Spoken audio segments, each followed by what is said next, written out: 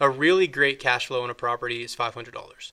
Well, $20,000 divided by 500, that takes a long time to recoup your initial investment.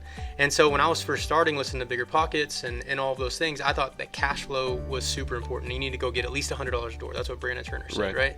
And I was doing really great. I mean, I invested in a duplex and a triplex in a small town in Kansas, and I was making almost $1,000 between that investment, and I only put $40,000 down on both of them, right? So $20,000 each. And I was making great cash flow, but then I was stuck. I mean, I couldn't continue to buy with that model, right?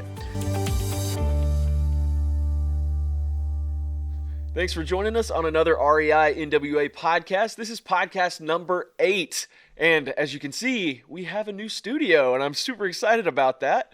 We finally have microphones, and we should sound better. I apologize for the audio of the last 7. Great speakers, great content.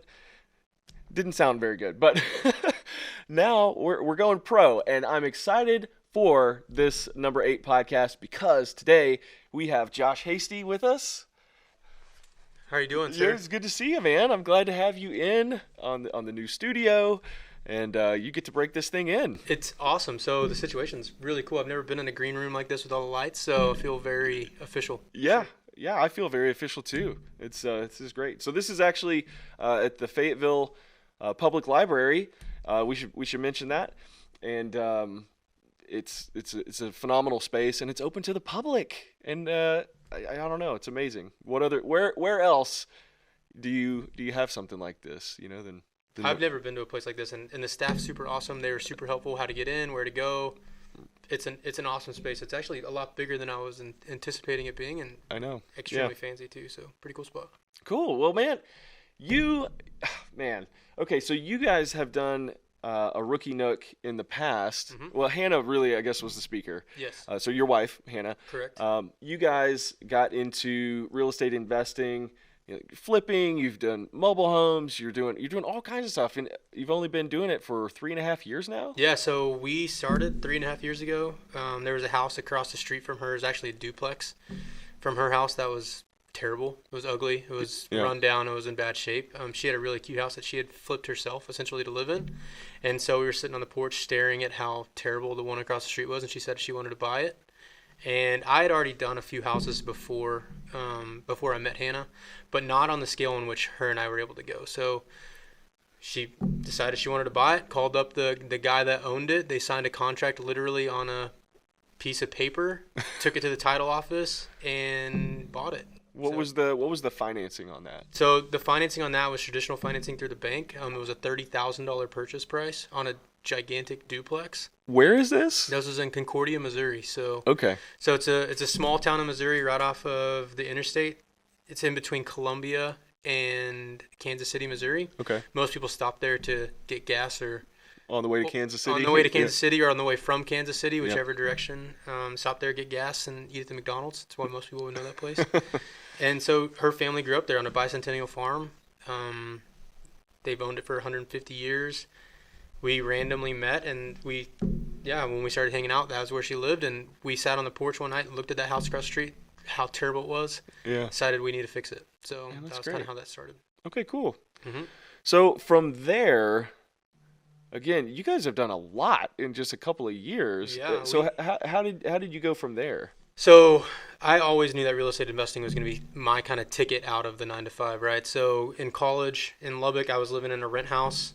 And one of my projects during my undergraduate degree was to be able to figure out how much houses were worth from a tax standpoint, right? So I was doing economics research for my professor, who would give me an address. He would give me a whole list of addresses. I would have to go essentially find the owners to those homes and figured out why they bought those homes. So that was So it was essentially like figuring out how to wholesale, right? Driving for dollars, but except he was giving me the list. So he would give me the list, and then of the addresses, I would have to go find the owner and then figure out how to get in hold of them, and then figure out how much their property is worth, all through public information on the internet. Yep. And so I looked at the house that my roommates and I lived in. The owners had purchased that house in Lubbock, Texas about 3 years before, and they paid $30,000 for that house. And we were renting it for $1,300 a month. Holy cow. And so doing the math, I was like, okay, this this is a big deal, right? They're making over $1,000 a month just off of us. And then so that's way over that 1% rule. Yeah, it was 4%, right? I mean, Yeah. it's crazy. And it was in a college town, so rents are only going to go up. Right. And so I got to meet that couple. That was my landlord, and I just sat down at the table with them and asked them questions. So they were 32 at the time. They had just recently been married. They were 32 years old, and they owned almost 25 houses. And so I knew at that point, okay, this is going to be something I'm going to do. But as a broke college student, didn't really know how to do that, right? I grew up pretty poor, so I didn't have any capital. Right. Now I know that I didn't really need capital, but then when you need the relationships. You need the relationships, right? But then I thought, oh, we have to have money to invest. And so I went to work. After I graduated, I went to work and then tried to go make money. And then I hated my job. And then so worked there for a year and a half. And then I actually went to Pennsylvania to work from Lubbock. And then moved from Pennsylvania to California to get a master's degree. Was there for 2 years, thought, okay, I need to get a really high-paying job so then I can invest. And then I went and got a PhD. Was there for 3 years. I made, in those 5 years, about $2 an hour as a graduate student. So, what was your PhD? It's in meat science. Okay. So it's kind of most people don't know that exists, but primarily focuses on meat quality, microbiology, regulations, everything that you need to know in order to make safe feed products, safe meat products for large companies. I actually work here in Northwest Arkansas for Tyson as a director of food safety. So I thought that was the only path to financial freedom, was to work hard, have a high-paying salary, and then invest. And so that was the route that I took, and I didn't have enough money to go invest, so I've had to work for it pretty much the whole time. Yeah. All right. So, wow. And getting in with Hannah, and we started flipping houses, and you can make $30,000, $40,000, $50,000 in a chunk. And we rode the market up from 2019, 2020, 21. Yeah. And so we had some very successful flips that we were able to then reinvest back into our business for rentals and or mobile home parks. Yeah. So fantastic. Man, I love your story. Mm-hmm. I really do. And I'm glad everybody in the world can see it. Yeah. Great. So it's been a whirlwind, man. A lot of problems, a lot of fun, a lot of things that haven't been fun. Cleaning other people's toilets. Oh yeah. While you're flipping their house for the first time, not exactly fun, but I continue to build character. There you go. It's all a story. Absolutely. Yep. It adds to the story. Yep. All right. So you are going to be doing a Rookie Nook for us on October 26th, 2023, and we're going to talk about what your program is about right after this word from our sponsor. I'm John Harvester with ProLift Garage Doors. My wife Julie and I run the company, own the company. We're so proud to be here in Northwest Arkansas. We just want to remind everybody, especially the REI members, that we do give them a 10% discount. We like to be involved in the community. ProLift is here to lift you up when your garage door lets you down. All right, so we're going to be talking about locking down the deal when conventional isn't an option at your Rookie Nook. So, like you were just mentioning, most people think they have to make a lot of money to become a real estate investor because it does take money to do these deals. And so most people are only thinking about the conventional forms of financing, like through a bank. But there are some limitations there. And so, what are some of the creative ways people can invest? Yeah, I mean, to your point, right, there are limitations. So the first couple of rentals I bought, I put 20% down on those. Well, your funds go away really quickly, right? So if you're buying even just a $100,000 house, right, you're looking at $20,000 capital to go and buy that property that you're hoping is going to cash flow at least $200-$300, right? So a really great cash flow on a property is $500. Well, $20,000 divided by 500, that takes a long time to recoup your initial investment. And so when I was first starting, listening to Bigger Pockets and all of those things, I thought that cash flow was super important. You need to go get at least $100 a door. That's what Brandon Turner said, right? And I was doing really great. I mean, I invested in a duplex and a triplex in a small town in Kansas, and I was making almost $1,000 between that investment, and I only put $40,000 down on both of them, right? So $20,000 each. And I was making great cash flow, but then I was stuck. I mean, I couldn't continue to buy with that model, right? And so what I would do every day, go to Craigslist or Facebook Marketplace realistically, right? And then I signed up for all these different foreclosure listings. And so these foreclosure listings would come in, and I didn't have enough money to go and buy them myself. And so I partnered up with a couple of different people. Hey, let's go put a little bit of money in. Your job is the money. My job is to go get everything going and Find manage the the deal, project. manage the exactly. project. And Yep. so that's what I did. And so we bought a small house in El Dorado, Kansas, right next to where I was living in Wichita. And I wanted to turn it into a college rental. So there's a small junior college there in Butler. Butler is the junior college in El Dorado, Kansas.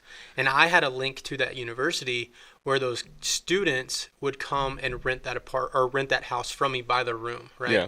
So I bought a 4-bedroom, 2-bath house. We paid $40,000 for it, so we only had to put $10,000 down. Wow. Okay. And then we put about $8,000 of other borrowed money in to paint it, to fix it, to make it livable. And by the time we were done, I had $400 left in my checking account. Ooh. So my first rent check for $1,200 tripled my net worth. Wow. Realistically. So we got it very tight. I don't recommend doing that for anyone else, right? Yeah. But that's where we were, and that's how committed I was to this lifestyle and how committed I was to making this thing work, right? And so it worked, right? And then the next month we got another $1,200 check, and then the next month we got another $1,200 check. All the while I had a $200 mortgage. So we're making $1,000 a month cash flow on this house, which is unheard of. Right. And I took that experience and that model, and I did it again. Mm-hmm. But this time I did it with a hard money lender, and he lent me enough money to buy another foreclosure for $20,000. Okay. Another 4-bedroom house, because I could rent it by the room, and by renting it by the room, I got about 40% advantage in rate above what I would be able to rent it to a normal family, right? And so I did the same thing, but this time he helped me. So he not only gave me the money, he hooked me up with the bank, he did all of these things, and I built another relationship. Yep. And that relationship is what helped cascade Hannah and I, when the time was right, to really grow and really expand. And so the biggest message really, in my opinion, to being creative with financing is, who do you know, right? Like, who is in your circle that you can prove that you've done a good job with in the past, and how can you work with them to make them more money? Right. And then they help you make yourself more money. Right. And the key really to my talk that's going to be next week is your relationships and the networks in which you build it, right? And then really fundamentally understanding the technical aspects of lending, so that way you can flex the rules of lending to benefit yourself and your lenders. Because it's very difficult to put 20% down on every property every time using a bank, because you just simply run out of cash. Right. And so that's essentially the big message is, if you have a problem, right, where you have a property that's a good deal, but you can't afford it, okay. The difference between people that struggle and people that are successful is they don't say, I can't afford this. They say, how can I afford this? Yeah. And that's a very subtle difference in terms of language. Yeah, but it's huge for a mindset. Yeah, it's a fundamental difference in mindset, right? Yeah. And so if you can somehow start thinking as affluent people do, or as successful people do, of not, I can't do this, but how can I do this, then the limits are really gone, right? And so that's going to be a big part of the talk. So explaining some of the technical pieces of lending, so that way everyone knows what tools are available, right? Right. And then from there, moving that mindset subtly, and moving that language that you're talking to yourself in your internal monologue subtly, to then change your mindset and open your possibilities. Yeah. And now you're kind of moving into being the private money lender. Absolutely. So as we were sitting here, I was closing a private money lending deal while we were at the table getting ready to start. So yeah, I mean, we have opportunities. What Hannah and I can offer, especially new investors, is how we've systematized our flips, right? So one thing I've also learned is people don't take free advice. So we would be charging a little bit, because everyone that we've always tried to help that we haven't charged, we've wasted our time and they've wasted their time. Yep. And so as soon as we start adding a little bit of a commitment, a barrier, right? Just a touch of a barrier to it, then those people take it more seriously, and we're able to actually help people that are doing stuff, as opposed to people that are maybe wanting to, right? And so I don't want to not help people. But what I've seen is that as soon as we add a little bit of friction or a little bit of resistance to them, then they have to want it. And once they get over that wanting to hump, then the rest of it becomes easy. Oh, yeah. So absolutely. All right. Well, yeah. So your talk is going to be locking down the deal when conventional financing isn't an option. This is going to be a Rookie Nook at the Whole Hog Cafe in Fayetteville on October 26th. Doors open at 5:30. Talk starts at 6. Mm-hmm. Come and network. That's what we're here for.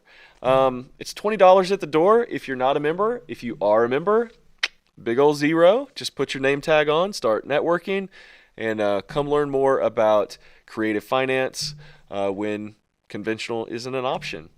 So how can people find out more about you and so I'm on Facebook. Yeah. I don't have a big real estate investor page like a lot of people do, right? So you can just look me up on Facebook, Josh Hasty. You'll see a picture of myself and my gorgeous wife Hannah. Yeah. She has a page, doesn't she? She does, yeah. So I was about to lead into that. So she actually has a page. It's Homes by Hannah Design. She's actually probably one of the newest real estate agents in Northwest Arkansas. So yep.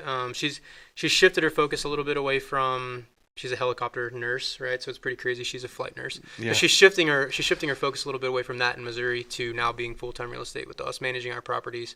And then now she works for the Lindbergh team and is going to be helping grow their business as well as growing ours too. That's a phenomenal business too. Mm-hmm. Amazing team. Number 1 team in Arkansas. Yep. For a reason. They have a great system. She's going to do really well there for sure. I have no doubt. So I'm excited to see what she's going to be able to do. Yep. Man, thanks for coming in. This was awesome. Absolutely, man. I appreciate it.